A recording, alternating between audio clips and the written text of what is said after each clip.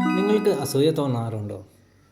ഒരിക്കൽ ഒരു മധ്യവയസ്കൻ ആവർത്തിച്ചുള്ള സന്ധിവേദനയുമായി കൺസൾട്ടേഷന് വന്നു.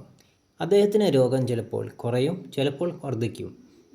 അതുകൊണ്ട് തന്നെ അദ്ദേഹത്തെ സ്മൃതി മെഡിറ്റേഷൻ കൗൺസിലിംഗ് ചെയ്തു.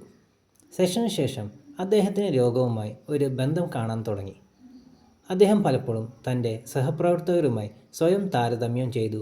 ജോലിയിൽ തന്നേക്കാൾ വേഗത്തിൽ പുരോഗമിക്കുന്നവരോട് അസൂയ വെച്ച് പുലർത്തി.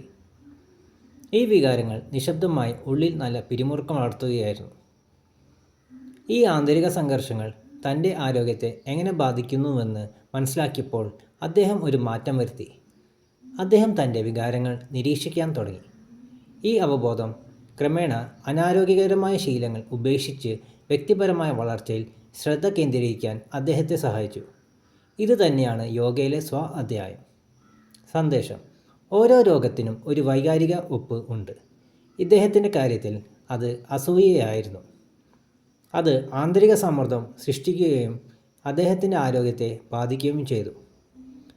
അധ്യായം കൊണ്ട് സാഹചര്യങ്ങളോടും വികാരങ്ങളോടുമുള്ള നിങ്ങളുടെ പ്രതികരണങ്ങൾ നിരീക്ഷിക്കാനും നിങ്ങൾ പഠിക്കുന്നു.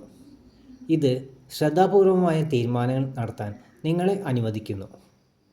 യോഗ എന്നത് ശാരീരികമായ ആസനങ്ങൾ മാത്രമല്ല, സ്വയം മനസ്സിലാക്കാനും രൂപാന്തരപ്പെടുത്താനും കൂടിയാണെന്ന് അധ്യായം നമ്മെ ഓർമ്മിപ്പിക്കുന്നു.